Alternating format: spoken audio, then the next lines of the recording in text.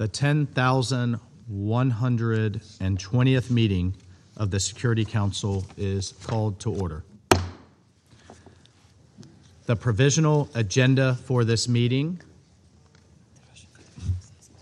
The provisional agenda for this meeting is non-proliferation Security Council Committee established pursuant to Resolution 1737 in the year 2006. The representative of the Russian Federation has asked for the floor. I give them the floor. Mr. President, a procedural issue. We're deeply disappointed by the attempt of our American colleagues to crudely abuse their powers as the President of the Security Council and to hold a meeting dedicated to the activities of the so-called 1737 Committee. The position of the Russian Federation and that of a number of other states regarding assertions about a supposed reactivation of the Security Council's anti-Iranian resolutions, including Resolution 1737, are well known to Security Council members as well as the entire international community. The mechanism for their restoration, as per Resolution 2231, wasn't activated.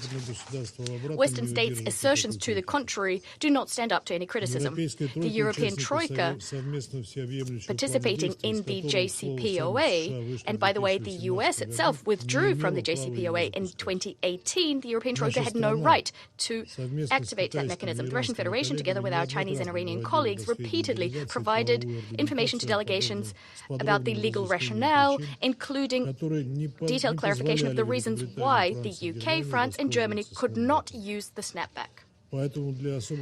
So, let us issue a reminder for the particularly forgetful. The anti-Iranian resolutions of the Security Council lost their force in 2015, when Resolution 2231 was adopted. Resolution 2231 itself expired, as per the resolution itself, on the 18th of October 2025. The Security Council has not taken any other decisions on this issue. Thus, Resolution 1737 long ago lost its force and relevance. So let's not parrot assertions about supposedly the snapback having been invoked. Against this backdrop, there are no grounds for a briefing to be held by this committee at the Security Council.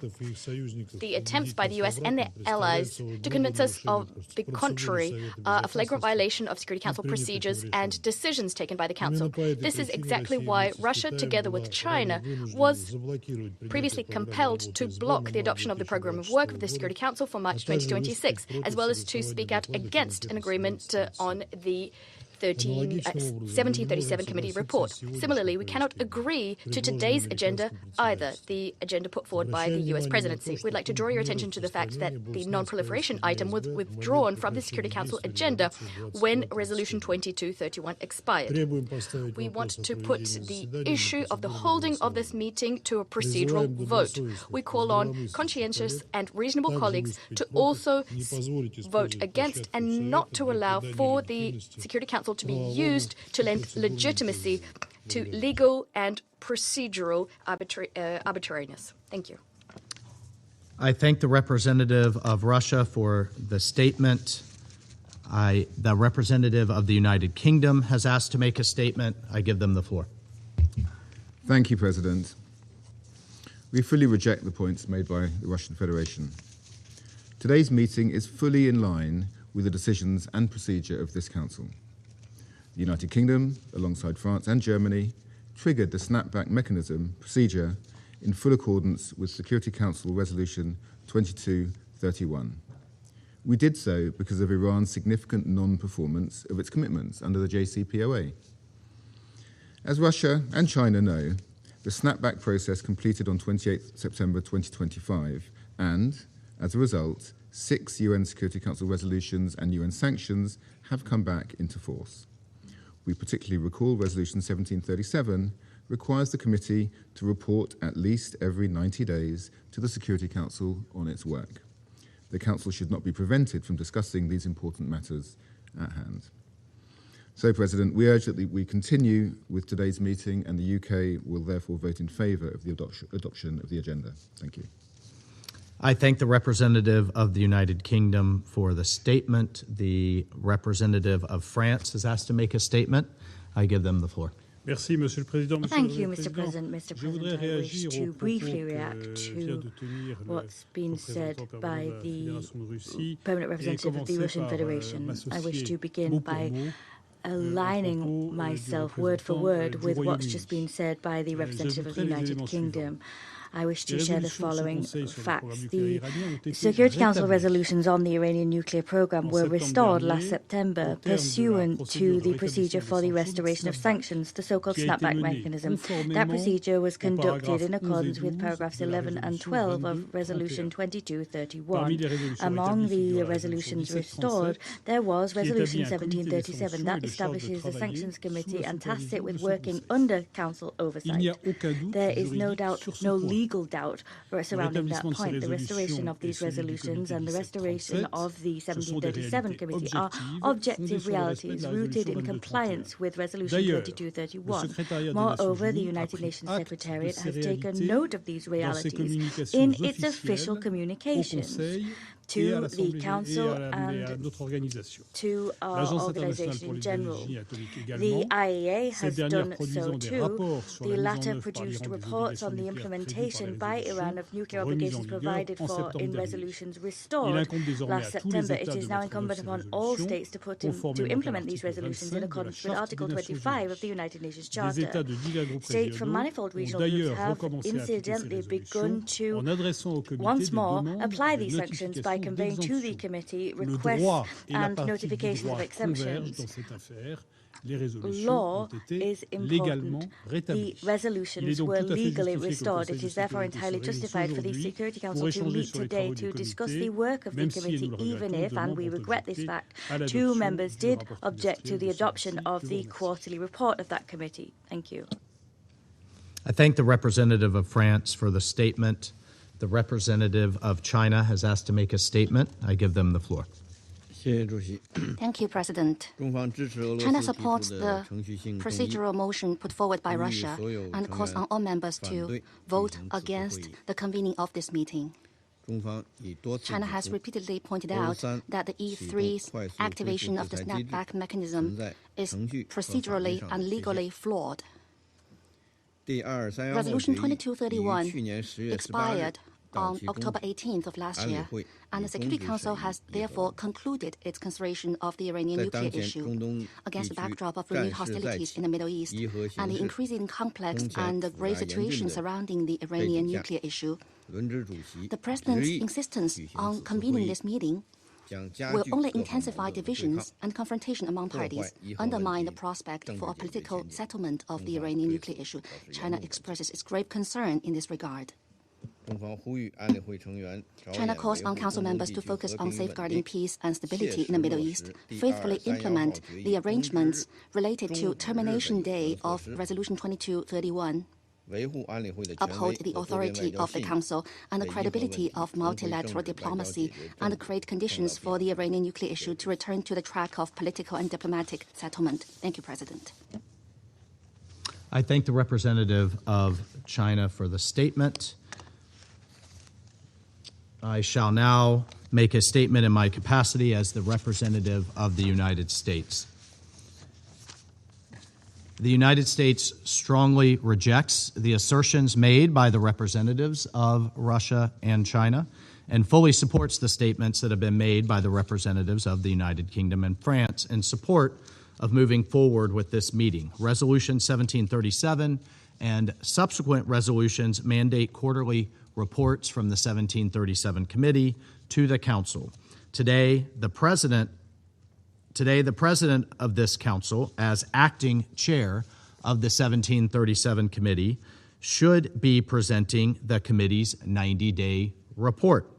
We are disappointed that the obstruction from 2 Council members blocked the delivery of this mandated report to the Council, despite it being an entirely factual description of the committee's activities during the reporting period.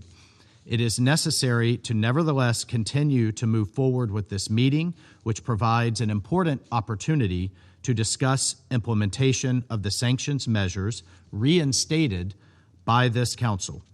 I would also note that on the first day of the U.S. presidency, all council members, except 2, confirmed their support for holding this mandated meeting.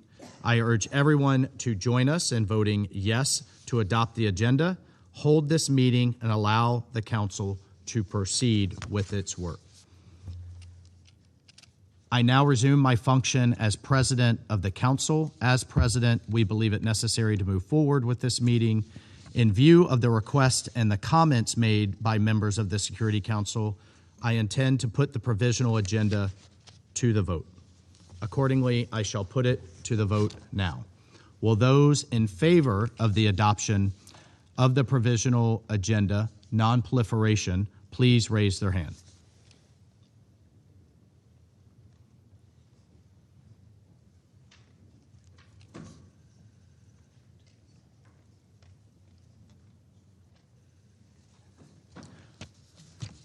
Those against?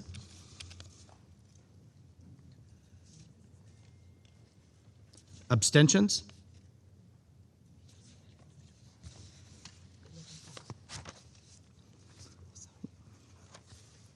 The result of the voting is as follows: 11 votes in favor, 2 votes against, 2 abstentions. The provisional agenda has been adopted.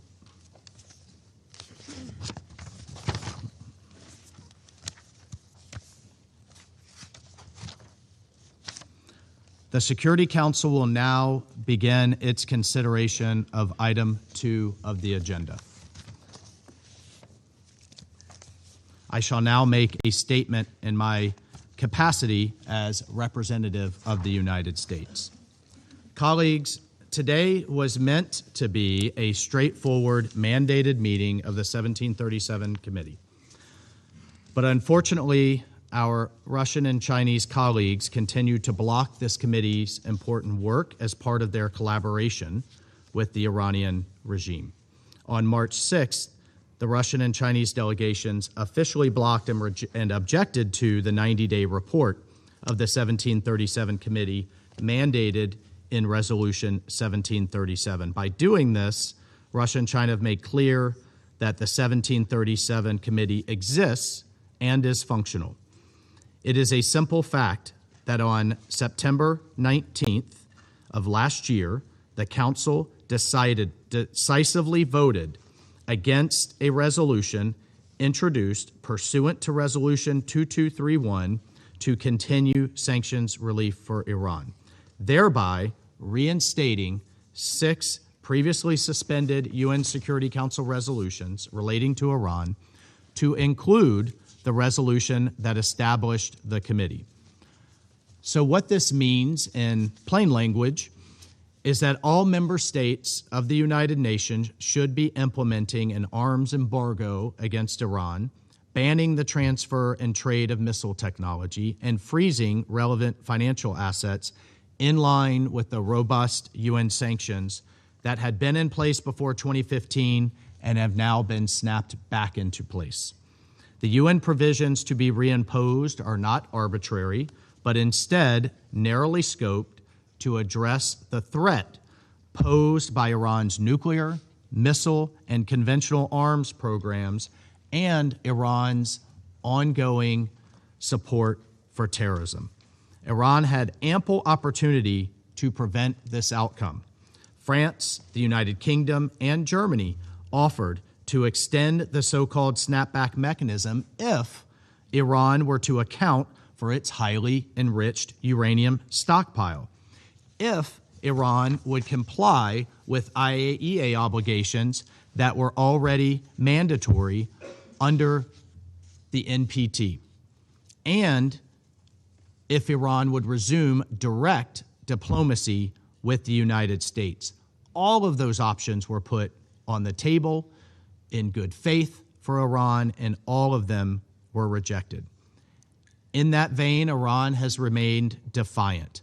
Just last week, the IAEA Director General's report reiterated that Iran is the only state in the world without nuclear weapons to have produced and accumulated uranium enriched up to 60%.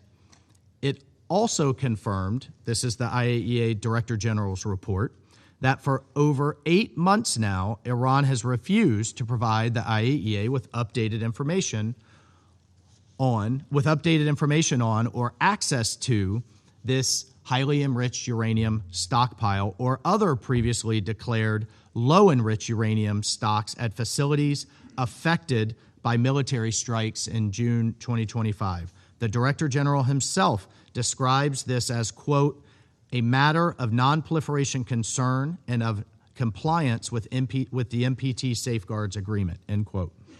Pursuant to the September 19th vote and this Council's binding resolutions, we meet today with a committee that is operational.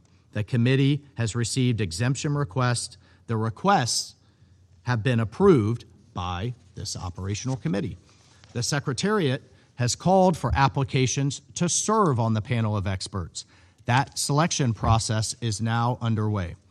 We urge Council members to press our Russian and Chinese colleagues to allow the Council to appoint a committee chair.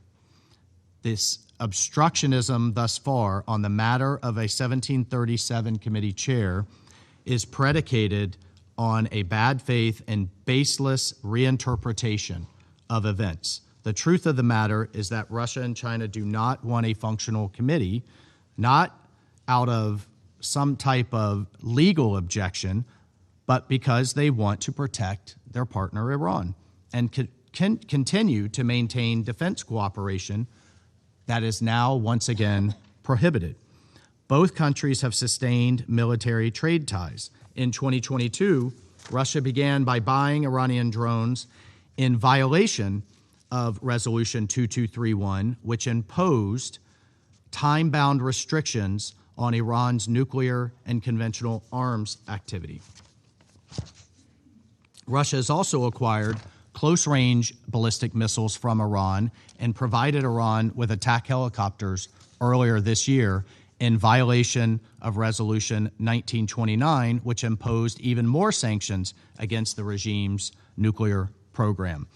All of this while Iran continues to evade sanctions, fire ballistic missiles and drones at civilians in the region, and attack civilian shipping in the Gulf, and wreak havoc in the Strait of Hormuz. So, colleagues, let's end.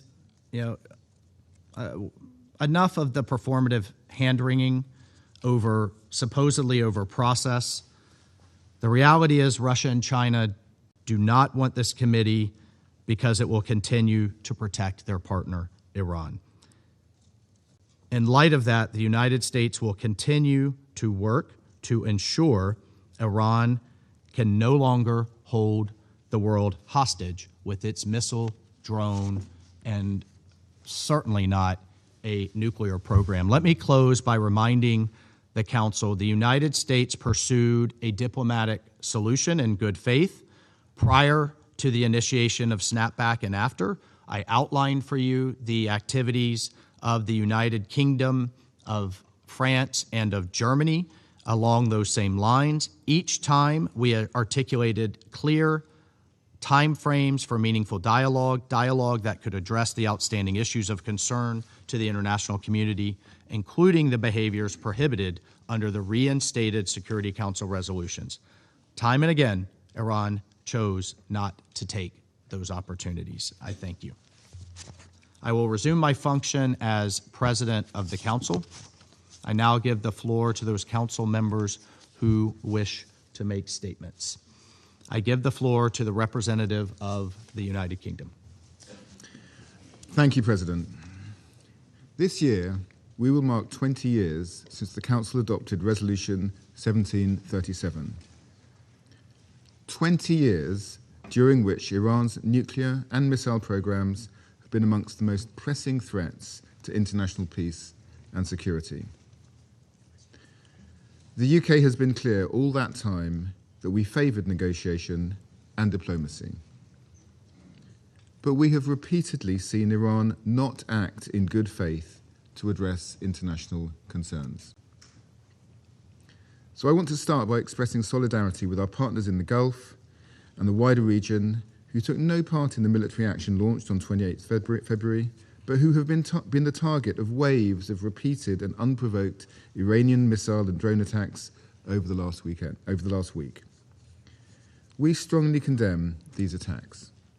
They are endangering civilians, destabilizing the region, and threatening the global economy. They must stop.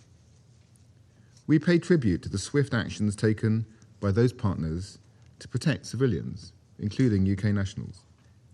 Their efforts have saved lives, and we have acted to defend the Gulf and will continue to stand by the region in the face of this threat. This is exactly why the UK co-sponsored alongside 135 countries and voted for Resolution 2817 yesterday. Today's crisis underlines the gravity of Iran's approach to the nuclear and missile files. Our position is clear. We will not overlook actions that undermine international security or the global non-proliferation regime.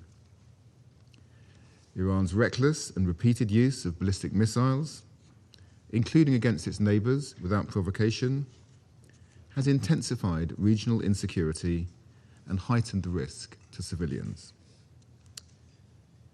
Our concerns about its nuclear program remain serious and long-standing. Iran has persistently failed to fulfill its safeguard obligations and fully cooperate with the IAEA. There is no credible civilian justification for over 400 kilograms of high-enriched uranium. This is unacceptable and erodes confidence in the peaceful nature of its activities. It was this sustained nuclear escalation that led the E3 to trigger the snapback mechanism last year. We underline the importance of all UN member states, including Iran, implementing the reinstated sanctions fully and without exception. Resolution 1737 imposes sanctions banning nuclear technology and materials, imposes asset freezes on key individuals and entities linked to Iran's enrichment program, and establishes a sanctions committee. These restrictions play a critical role in curbing Iran's destabilizing actions by narrowing its access to the capabilities that sustain its missile program, and by constraining Iran's nuclear proliferation activities. Effective global compliance is essential for the 1737 Committee to carry out its mandate. We encourage rigorous monitoring and reporting and call for the swift appointment of a chair. The panel of experts must be established without delay to independently investigate alleged violations of sanctions. We call on those member states that have sought to evade or undermine the UN sanctions reinstated under the snapback mechanism to cease doing so immediately. This approach only emboldens Iran. No member state should, directly or indirectly, undertake or facilitate any action that breaches or circumvents sanctions, and all should press Iran to halt its destabilizing behavior. All member states have a clear responsibility to fulfill their UN obligations in full, particularly on an issue as grave and consequential as this. President, the United Kingdom remains unwavering in its commitment to finding a lasting and sustainable solution that ensures Iran never acquires a nuclear weapon. I thank you. I thank the representative of the United Kingdom for the statement. I give the floor to the representative of the Russian Federation. Mr. President, we are disappointed by the fact that the majority of Council members didn't manage to muster up the courage and wisdom to speak out against this flagrant violation of decisions previously taken by the Council. Responsibility for the lawlessness that's being unleashed at the Council falls fully and squarely on the shoulders of the US presidency, as well as on the shoulders of delegations supporting it or condoning its single-handed decisions, the decisions of the US. We regret the fact that some colleagues are continuing to follow Washington's lead, which already back in 2018 thwarted the regular implementation of the JCPOA by illegally and unilaterally withdrawing from the nuclear deal and continuing to do everything possible to nullify any prospects of reaching a diplomatic agreement on Iran's nuclear program. The position of the Russian Federation, in light of assertions about supposed activation of the mechanism for reinstating Security Council resolutions on Iran, anti-Iran, is unchanged, principled, and consistent. As I noted already today, the UK, France, and Germany could not have activated this instrument. Now, I won't delve into the details. Our position is spelt out in detail in many letters addressed to the Security Council and the General Assembly. All colleagues can read those. I will simply remind you of the main points.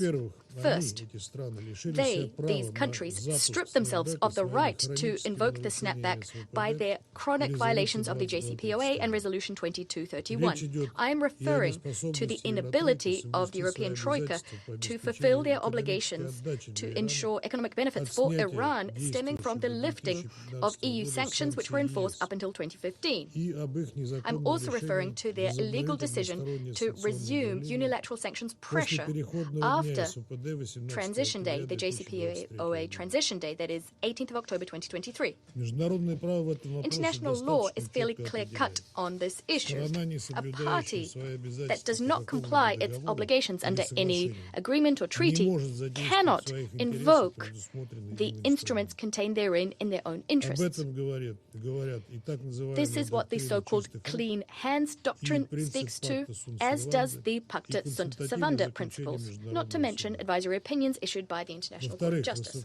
Second, the JCPOA, which is an inextricable part of Resolution 2231, of which the JCPOA is a part, clearly sets out the procedure for resolving any contradictions when implementing said agreement.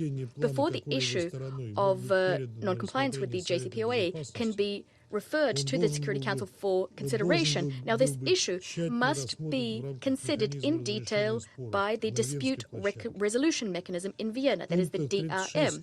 Paragraphs 36 and 37 of the JCPOA set forth a specific algorithm, a formula for conducting this process. So no matter how much the UK, France, and Germany tried to convince us that they supposedly used the Dispute Resolution Mechanism all the way back in 2020, the fact of the matter remains. This mechanism was not just not exhausted, it wasn't even launched due to serious procedural gaps which were never resolved. Thus, the so-called notification the Europeans sent regarding the triggering of the snapback on the 28th of August 2025, sent to the Security Council, was legally null and void. For that reason, the outcome of the 19th of September vote on the draft resolution aimed at maintaining the regime, lifting anti-Iranian Security Council resolutions, couldn't have had any legal nor procedural ramifications. In a nutshell, there was no snapback. UN Security Council Resolution 2231 lost its force on the 18th of October 2025. Against this backdrop, Western attempts to justify their groundless assertions using the UN Secretariat position do not stand up to criticism either. UN colleagues did take steps, specifically informing member states about the resumption of resolutions and recreating the website of Security Council Committee 1737 and its sanctions list. Well, these steps are simply illegal actions taken by the Secretariat in violation of Security Council Resolution 2231, as well as Article 100 of the UN Charter, which prohibits the Security Council and organization staff from receiving instructions from any government. Under such conditions, the Russian Federation sees no rationale for getting Security Council Committee 1737 back up and running, not to mention discussing its functioning at Security Council meetings. We deeply regret that Western delegations are insisting on trying to legalize their claims. This is having a negative impact on the work of the entire Security Council. The Europeans and their allies are simply holding hostage the issue of seat distribution in Security Council subsidiary bodies, demanding that it be linked with the appointment of the chair of the illegitimate 1737 committee. We'd like to underscore yet again, any such attempts are doomed to fail.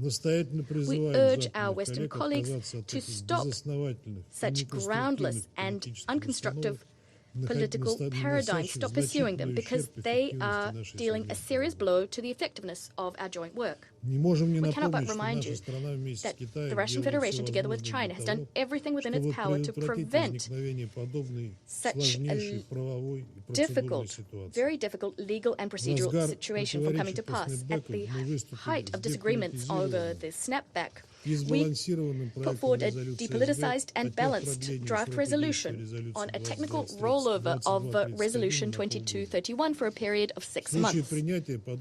If that document had been adopted, it would have helped us to freeze the situation for a little longer, giving the settlement of disagreements on the Iranian nuclear program without creating such a crisis at the Security Council, giving this opportunity a chance.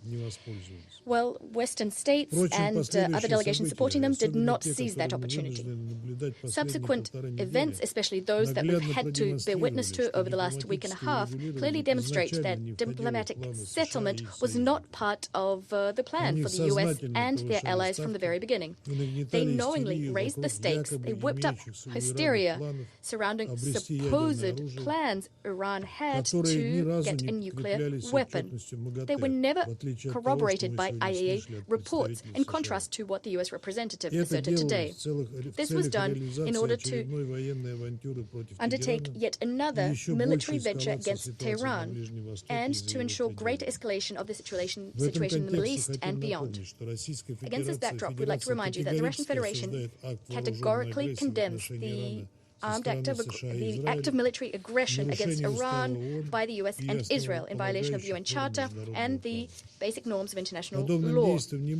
Such actions cannot be justified in any way, shape, or form. And the groundless and divorced from reality insinuations surrounding the Iranian program aimed at peaceful development of the atom cannot serve as rationale either. Linked to today's meeting, we cannot but underscore that while previously US colleagues had no legal grounds for raising the issue of resuming the anti-Iranian resolutions of the Security Council and the restoration of the 1737 committee. Previously, it had no legal rationale. Now it doesn't even have any moral rationale. Our country will continue to do everything within its power to counter such attempts. We'll also facilitate all initiatives aimed at reverting the situation surrounding Iran to the realm of political and diplomatic settlement. For that reason, on the 7th of March, my delegation disseminated among Council members a draft resolution calling an immediate cessation of military hostilities by all parties. Our document was balanced, it was unbiased, and depoliticized. As we said yesterday during the vote, the Russian text was focused on condemning any strikes on civilians and civilian infrastructure, as well as the need to ensure security for all states in the Middle East and beyond. The text also urged all parties involved to immediately go back to the negotiating table. We believe that it is such initiatives, rather than attempts to use the Security Council to promote politicized and illegal paradigms, it is such initiatives that will allow the Security Council to fulfill its direct responsibility to maintain international peace and security. We regret that a number of Council members didn't find the strength to support the Russian draft. I thank you. I thank the representative for his statement. I give the floor to the representative of China.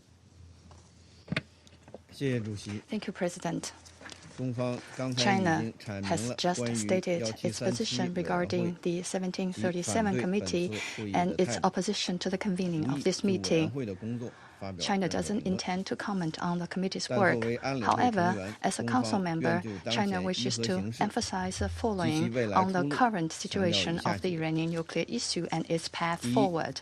First, the use of force is not the right way to resolve international disputes. Iran's sovereignty, security, and territorial integrity must be respected. The United States and Israel must immediately stop their military operations, refrain from attacking Iranian nuclear facilities under IAEA safeguards, avoid further escalation of the tension, and prevent the conflict from spreading across the entire Middle East region.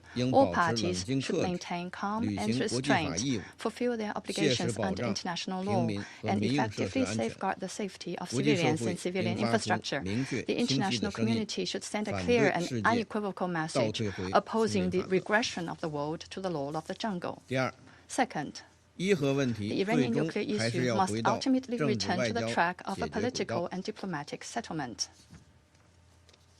I want to emphasize that it was precisely the United States that unilaterally withdrew from JCPOA, which triggered the Iranian nuclear crisis. It was also the United States that, in total disregard of its own credibility, on 2 occasions joined Israel and resorted to blatant use of force against Iran during the negotiation process, which rendered the diplomatic efforts futile. The United States, as the instigator of the Iranian nuclear crisis, its conduct violates the international law and the purposes and principles of the UN Charter. China strongly opposes to such conduct. China strongly condemns such conduct. We urge the U.S. to change its course of action immediately and return to the course of diplomatic negotiations and clearly undertake not to use of force and engage with Iran on negotiations and reach a solution that meets the expectations of the international community. The relevant European countries should cease to fan the flames. They should play a constructive role in easing tensions. China commends the regional countries and the IAEA for their mediation efforts and support their continued assistance in resuming negotiations to promote a peaceful solution to the Iranian nuclear issue. Third, fairness and justice must be upheld, and Iran's right as a state party to the NPT to peaceful uses of nuclear energy must be safeguarded. Iran has repeatedly affirmed that it doesn't seek to develop nuclear weapons.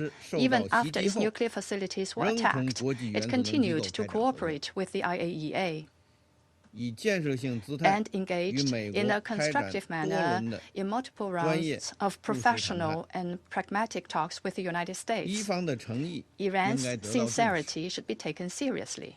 IAEA reports and its Director General have both stated that there is no evidence indicating that Iran plans to manufacture nuclear weapons. The experience with the JCPOA demonstrates that comprehensive and stringent safeguards applied to Iran can fully ensure the peaceful nature of its nuclear program. Fourth, the starting point for Council actions should be to ease tensions and to safeguard lasting peace and stability in the Middle East. Such actions shouldn't be biased, nor should they become tools for sanctions and pressure to serve the political agendas of individual countries. The Council should help the parties build trust, bridge differences, and create favorable conditions for resuming negotiations, ensuring that dialogue proceeds smoothly and effectively in an environment free from the threat of force. A certain country should stop manipulating the Council for political purposes. Despite divisions among Council members, pushing for the reimposition of sanctions will only deepen confrontation and undermine prospects for a political settlement.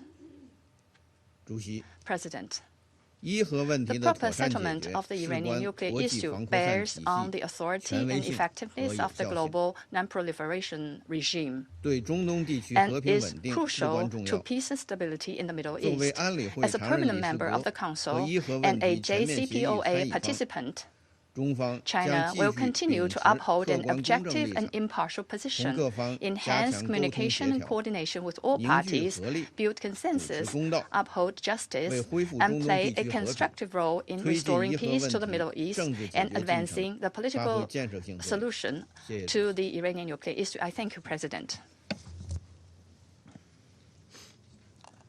I thank the representative of China for the statement. I give the floor to the representative of Panama.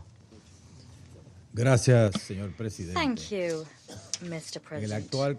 In the current context of tensions in the Middle East, the situation regarding Iran's nuclear program remains a matter that we must increasingly pay urgent attention to as an international community. The Republic of Panama remains of the firm belief that non-proliferation of weapons of mass destruction stands as a priority for international security and global stability.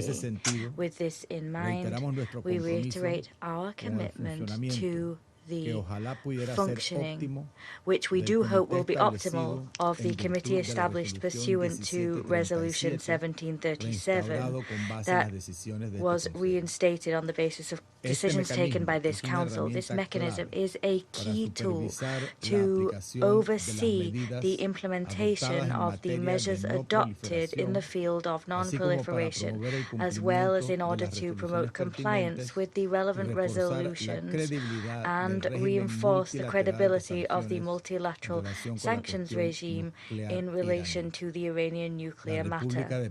The Republic of Panama is of the view, moreover, that the technical, appropriate, and uninterrupted work of this committee, as well as that of other subsidiary bodies, is of pivotal importance to guarantee the proper implementation of the measures agreed upon respectively, and to facilitate dialogue, the exchange of information, and cooperation between states as a complement to the work of verification done by the International Atomic Energy Agency. Thank you. I thank the representative of Panama for the statement. I give the floor to the representative of Greece. Thank you, Mr. President. On the issue of reinstating the 1737 committee, we would like to make clear that we consider this valid and legitimate. All subsequent actions towards restarting the work of the committee have our full support. This follows 2 votes in September, where the Council decided on this matter, including on the snapback mechanism on the 19th of September. Linked to this issue is the broader question of Iran's nuclear program. We have consistently expressed our strong concern regarding Iran's nuclear program and that Iran must never acquire a nuclear weapon. In this regard, full cooperation with the IAEA and strict adherence to international obligations are needed, along with a strong, permanent, and verifiable oversight on Iran's nuclear program. Cooperation grounded in verification and transparency remains the only way forward. Continuing enrichment in unreasonably high levels with no credible civilian justification, as well as refusing inspection by the IAEA, must be immediately addressed by Iran in order to restore confidence. In this context, Greece yet again reiterates its unwavering commitment to the nuclear non-proliferation regime, with the IAEA and the NPT as its essential institutional pillars. Safeguarding it and reinforcing it remains vital for regional and global stability and for the maintenance of international peace and security. I thank you. I thank the representative of Greece for the statement. I give the floor to the representative of Bahrain. Thank you, Mr. President. Allow me to thank the U.S. delegation for presiding over the Security Council this month, and we thank you for holding this meeting on the briefing of the 1737 Committee and the snapback mechanism. Mr. President, discussing this report today comes at a very critical point following a series of missile attacks and ballistic missiles launched by the Islamic Republic of Iran against my country and other GCC countries as well as Jordan. These dangerous developments represent an unprecedented escalation that threatens regional security and international stability. We would like to note recall Resolution 2817, which was adopted by the Security Council yesterday based on a draft resolution tabled by Bahrain on behalf of the GCC countries and the Kingdom of Jordan. This resolution is based on developments and was negotiated in a transparent manner. It addressed the situation in a very, very transparent manner.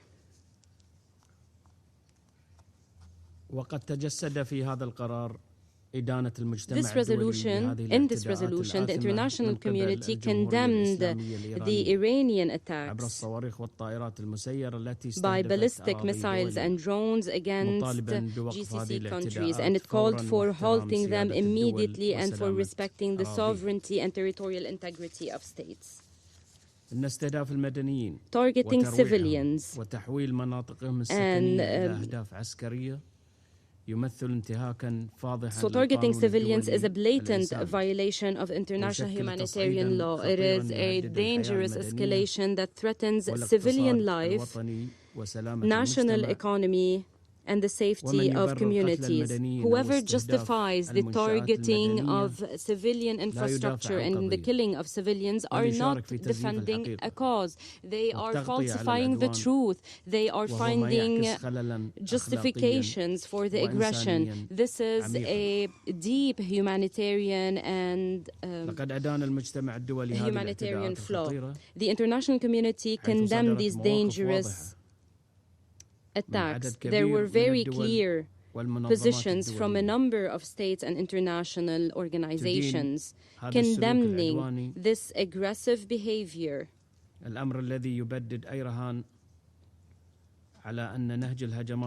This proves that the attacks by the missiles cannot lead to any legitimacy or friendship. Mr. President, the 1737 Committee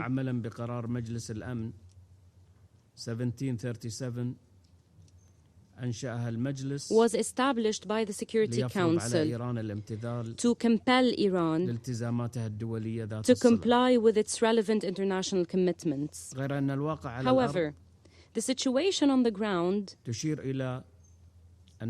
shows that Iran continues with its aggressive behavior, and this directly threatens the security of the region and its stability as well as the safety of its people.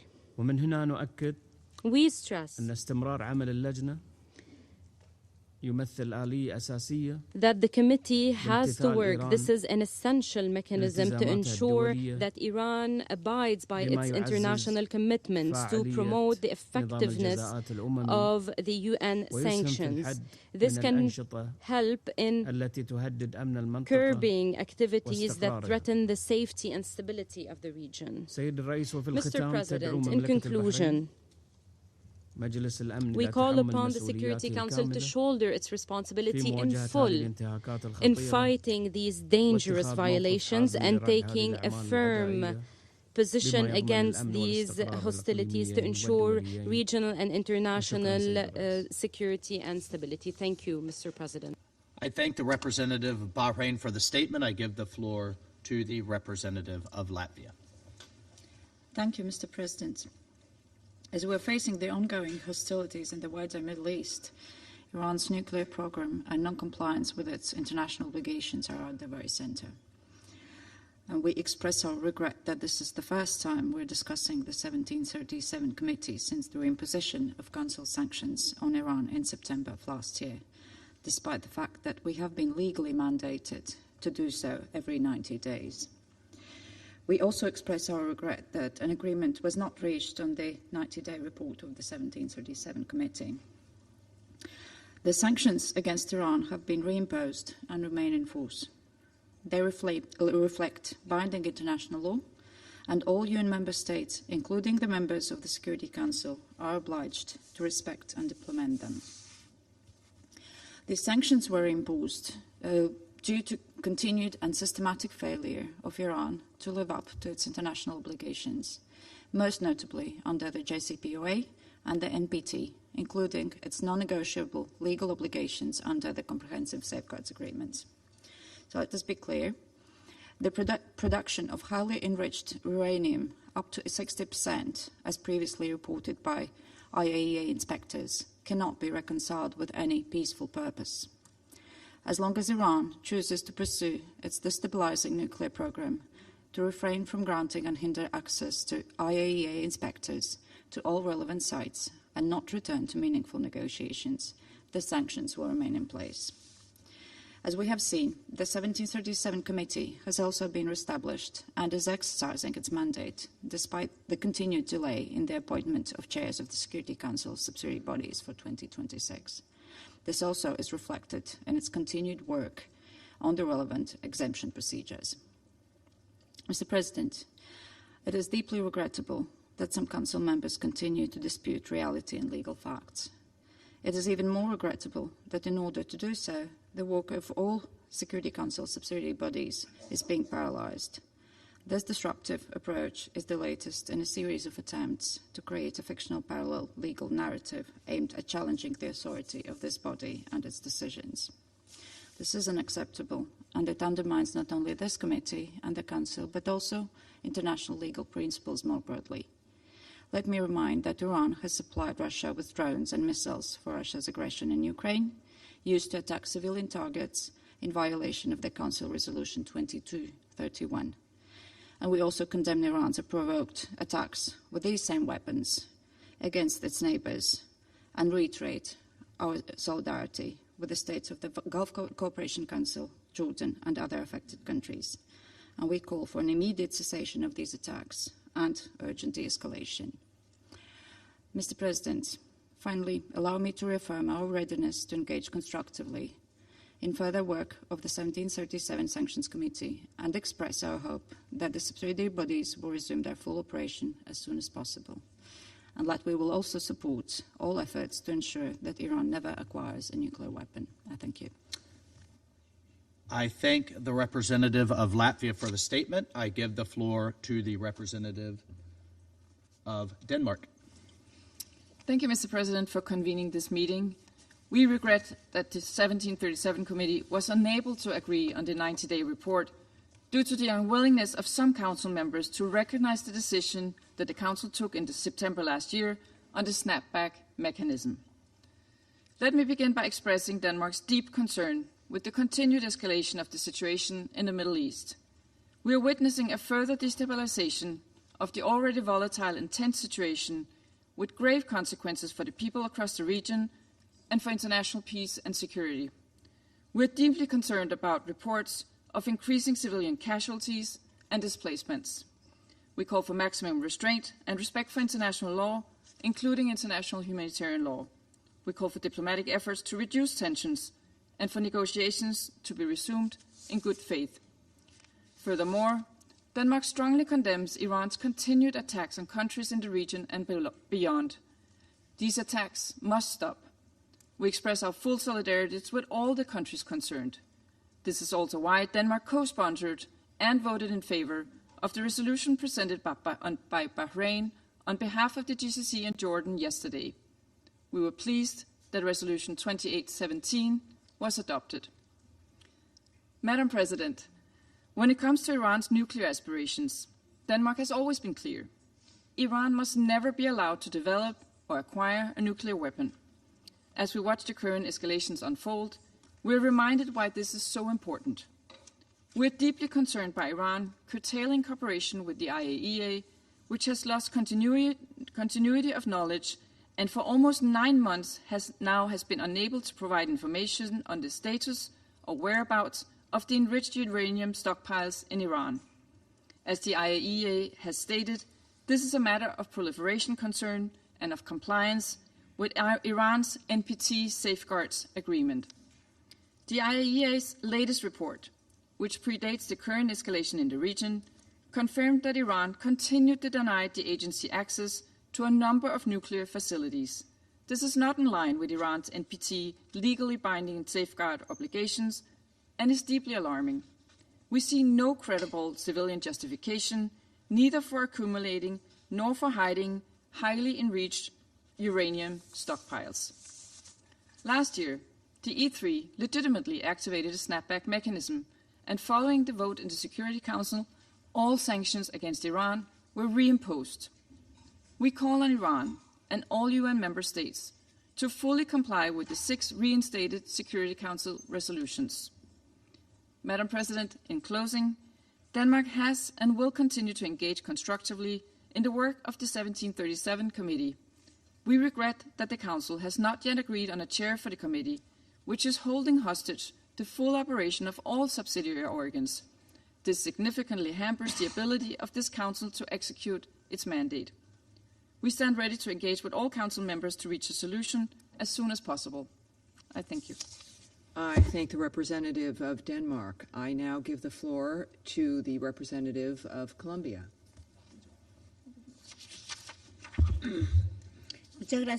Thank you, Madam President.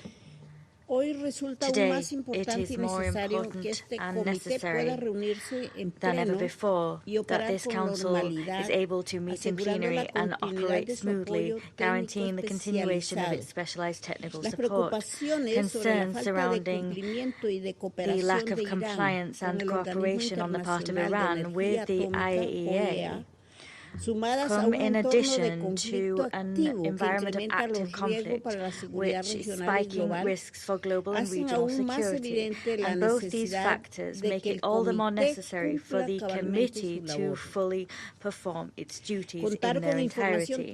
Having independent technical information and reliable monitoring mechanisms contributes to reducing risks of escalation and to avoiding erroneous interpretations regarding the situation on the ground, interpretations which could worsen the very same.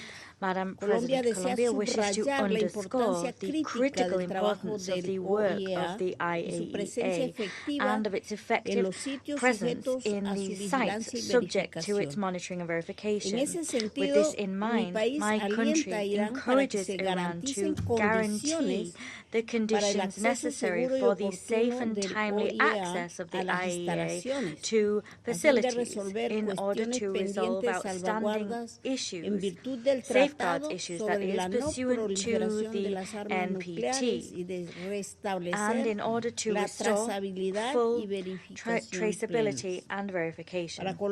For Colombia, it is also vital to ensure that without delay we have a fully operational panel of experts that will make it possible to rigorously document implementation Commission detect patterns of sanctions evasion and issue evidence-based recommendations.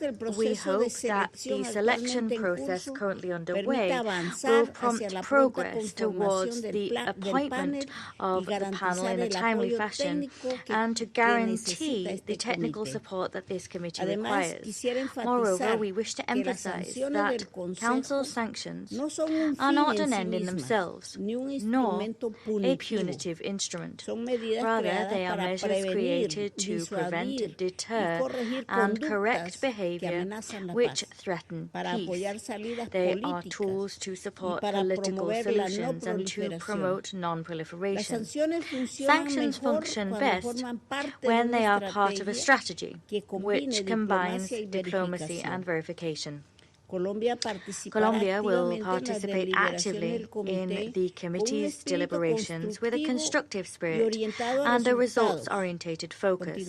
We will continue to defend diplomatic channels, restraint, and the search for political solutions which make it possible to heed concerns around Iran's nuclear and ballistic program, as well as to mitigate tensions and open the way to the de-escalation of the conflict currently raging.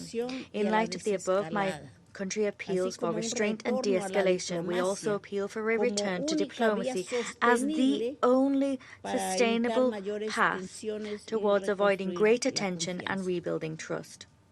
Madam President, we reaffirm our conviction that multilateralism, international cooperation, and objective technical verification remain the best chance we have of reducing risk, bolstering collective security, and contributing to stability, not only in Iran, but in the region as a whole. Thank you.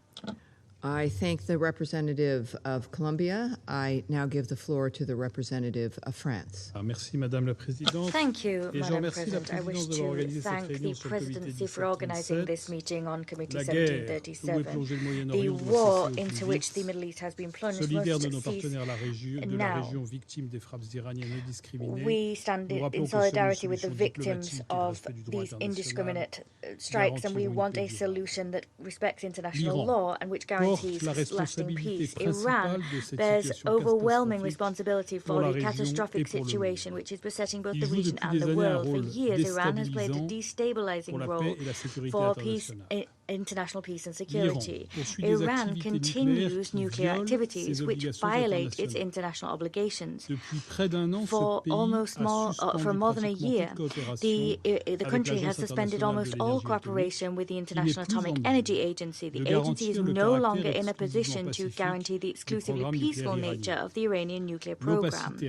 Secrecy cloaks the situation surrounding Iran's stockpiles of 450 kilos of highly enriched uranium. That is a quantity liable to allow the production of around 10 nuclear explosive devices. Moreover, Iran has developed a ballistic program which is of Herculean proportions. Thousands of ballistic missiles and tens of thousands of drones have been produced and continue to be produced, and they are widely used as we speak against countries in the region.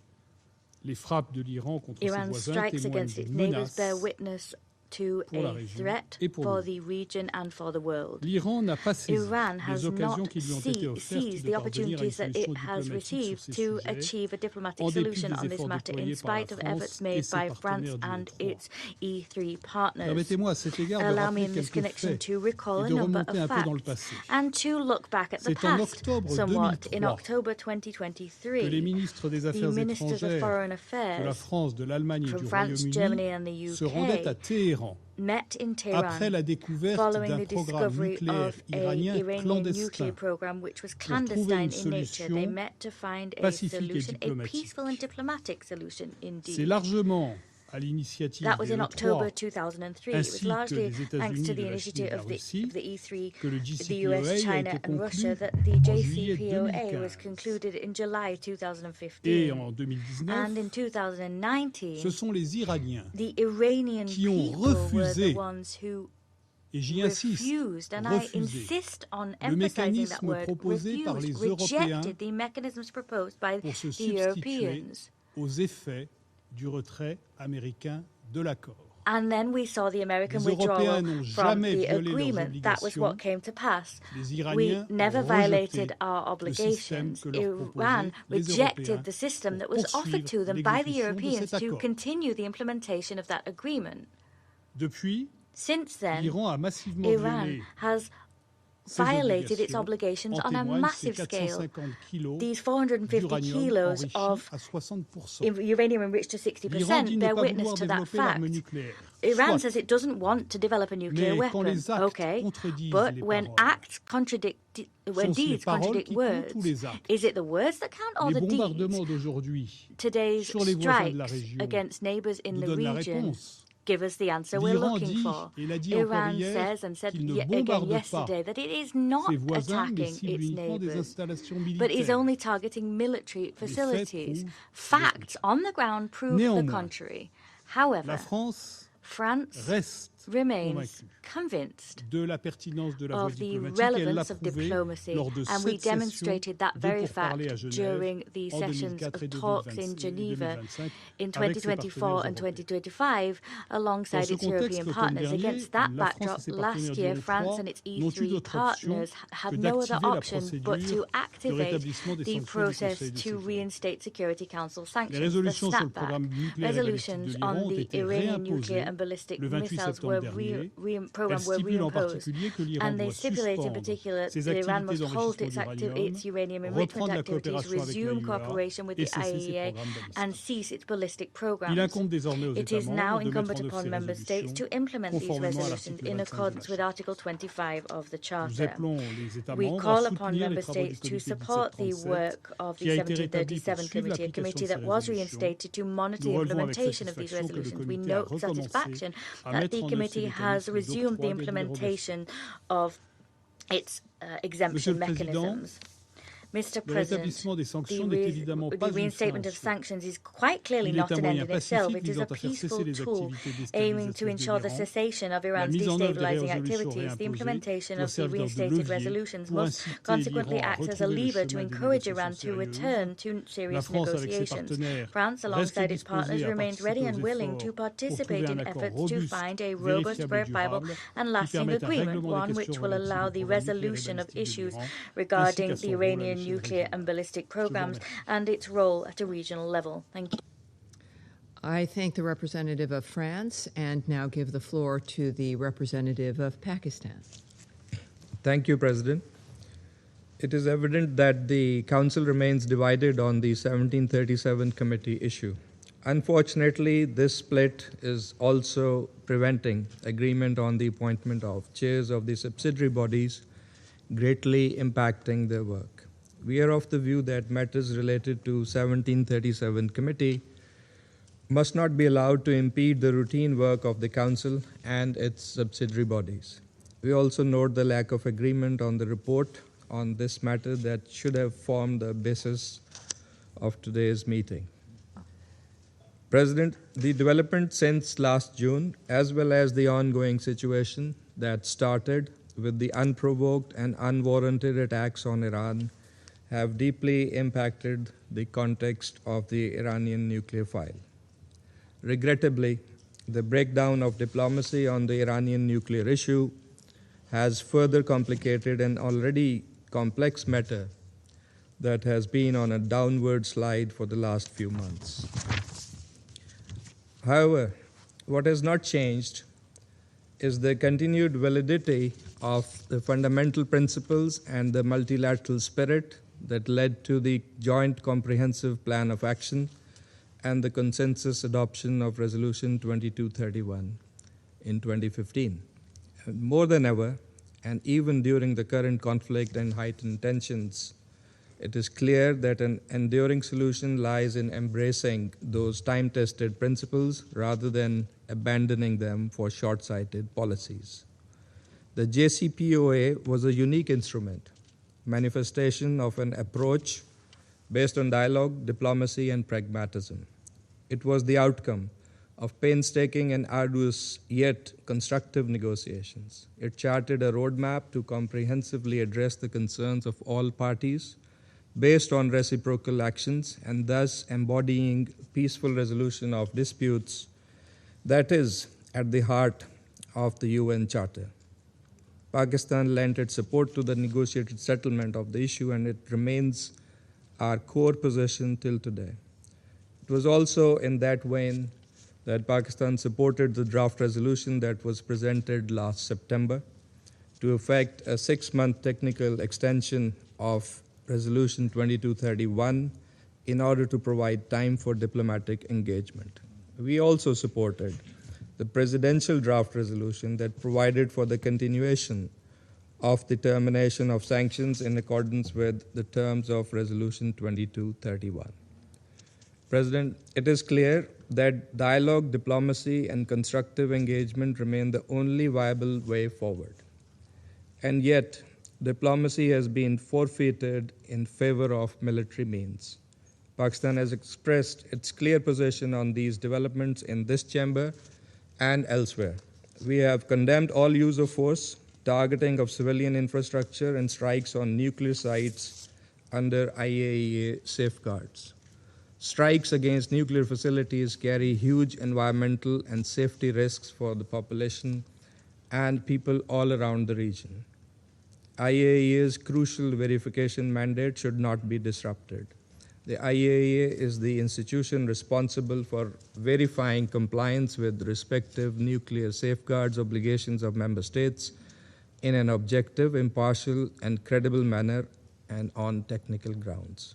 The IAEA should be enabled to fulfill this statutory function, and its verification activities in Iran should resume unimpeded. President, we reaffirm our support for the resolution of the Iran nuclear issue through peaceful means. Diplomacy and dialogue should be the guiding principles for achieving a negotiated settlement of all contentious issues in accordance with the rights, obligations, and responsibilities of the parties concerned. Only an objective, fair, and rules-based discussion can advance that objective. We call for an immediate cessation of hostilities in the Middle East and urge all parties to show a maximum restraint, avoid further escalation, and institute a permanent ceasefire and resume dialogue. All of Pakistan's efforts are aimed in that direction. In July last year, this Council unanimously adopted Resolution 2788 that highlighted the primacy of resolving all disputes through peaceful means. We must urgently revive the spirit of the Charter and of that resolution to overcome the current spiral of escalation and stop this deadly cycle that has tragically visited the region so often in recent times. I thank you. I thank the representative of Pakistan for the statement and now give the floor to the representative of the Democratic Republic of the Congo. Madame la Présidente, Madam President, la République the démocratique du Democratic Congo suit Republic of avec the une Congo attention soutenue has been la situation following very concernant les travaux closely du comité the situation 1737 surrounding the chargé de work of superviser the les sanctions liées au 1737 programme Committee nucléaire tasked iranien. with overseeing the sanctions Au-delà de linked toute to the Iranian nuclear considération, program. nous Aside from all souhaiterions other considerations, insister sur we les would like trois to points ci-après. insist 1. on the following points. La République démocratique du Congo réaffirme son One, attachement aux the principes DRC fondamentaux reiterates its de commitment to the l'Organisation des fundamental Nations Unies, principles of the notamment United Nations, le règlement in pacifique des particular the différends, peaceful settlement of le respect disputes, du droit international respect et la for promotion du international dialogue law, entre and les the États. promotion of À dialogue cet between égard, states. ma délégation On souligne this note, my l'importance de la delegation coopération underscores the importance avec of l'Agence cooperation internationale with de l'énergie the atomique International afin de garantir Atomic la Energy transparence Agency, et la with a confiance view dans to guaranteeing l'utilisation de transparency l'énergie and nucléaire à des trust fins in the pacifiques. use of nuclear 2. energy for La peaceful République purposes. démocratique du Congo 2. considère que The la DRC non-prolifération nucléaire believes that nuclear constitue un pilier non-proliferation essentiel de la is an sécurité essential collective. pillar of our collective Toutefois, security. nous estimons également Nonetheless, que toute we mesure equally believe adoptée par le that Conseil de any measure sécurité adopted by doit the être Security accompagnée Council d'efforts must go hand diplomatiques in hand soutenus with afin de sustained favoriser une diplomatic solution efforts so négociée, as to promote a durable et negotiated, mutuellement lasting, and acceptable. mutually acceptable 3. solution. Dans cet esprit, La 3. République démocratique du Congo In this spirit, the encourage toutes les DRC parties encourages concernées all of the à parties poursuivre le involved dialogue to constructif continue et à constructive respecter dialogue pleinement as well leurs as to obligations fully internationales. uphold their Le international recours à la obligations. diplomatie et à la coopération internationale Diplomacy demeure la voie la and plus international efficace pour cooperation résoudre les remains tensions the et most prévenir effective toute escalade. path for Pour resolving conclure, ma tensions and délégation preventing rappelle any que escalation. la By way of responsabilité du conclusion, my Conseil delegation would like to dans la recall that poursuite des the nobles objectifs de responsibility notre of the organisation, Council in pursuing the particulièrement dans le noble maintien de la paix et de objectives la of our sécurité organization, in internationale, particular the nous maintenance of oblige international à peace and transcender security, nos compel us to divergences pour overcome faciliter our le bon differences déroulement so as des to activités du facilitate Conseil the Security à Council's travers ses subsidiary organes bodies subsidiaires. Je vous smoothly remercie. conducting Security Council activities. I thank you. I thank the representative of the Democratic Republic of the Congo and now give the floor to the representative of Somalia. Thank you, Madam President. Somalia reaffirms its commitment to the non-proliferation weapons of mass destruction. We take note of the divergent views among Council members regarding 1737. My delegation believes a balanced approach that addresses the concerns of all parties is essential in resolving current challenges. We underscore the primacy of the United Nations Charter and international law and encourage constructive, good faith engagement to preserve the Council's unity. Madam President, regarding Iran's nuclear issue, we urge a return to the negotiation table to resolve the non-proliferation issues. We believe the only viable path forward is a swift recommitment to the talks on non-proliferation in line with relevant international resolutions. Somalia recognizes the indispensable role that the International Atomic Energy Agency, the IAEA, verification and monitoring activities play in ensuring nuclear safety and global stability. We further acknowledge the critical role that the IAEA plays in safeguarding Iran's enriched uranium, including the clarification of information about nuclear materials at several locations. We reiterate our call for the establishment of a Middle East zone free of nuclear weapons and for all region states to join the Treaty on Non-Proliferation of Weapons without exception. Madam President, turning to the work of the subsidiary body organs, we express our deep concern regarding the Council's continued inability to reach a timely consensus on the appointment of chairs and vice chairs for the third consecutive month. The current deadlock follows the unprecedented delay in the appointment of chairs in 2025, the longest in the Council's history. We urge all delegations to show flexibility and a spirit of compromise so that the vital work of these subsidiary bodies can proceed without delay. To conclude, Madam President, the challenges before us demand a collective, measured response rooted in dialogue, mutual respect, and renewed commitment to multilateralism. Somalia stands ready to engage constructively with all Council members. I thank you. I thank the representative of Somalia for the statement and now give the floor to the representative of Liberia.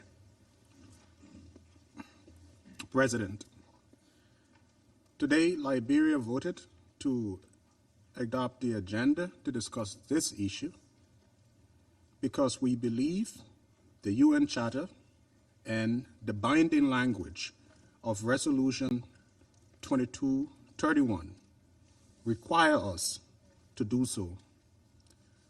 Article 25 obligates all member states to implement Security Council decisions as written. In August 2025, a formal notification of significant non-performance under the JCPOA was submitted. The Council did not adopt a resolution within the 30-day period mandated by Resolution 2231 to continue sanctions relief. Under its explicit terms, the previous resolutions, including 1737, therefore resumed automatically.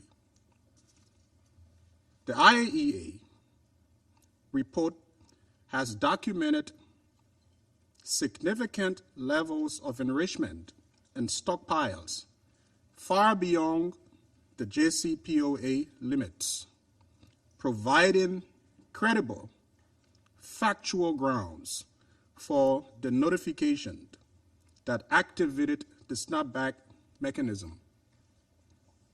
Liberia's vote reflects no political alignment. It reflects fidelity to the Charter, the Council's own decisions, and the integrity of the non-proliferation regime. And I thank you. I thank the representative of Liberia for the statement, and there are no more names inscribed on the list of speakers. The meeting is adjourned.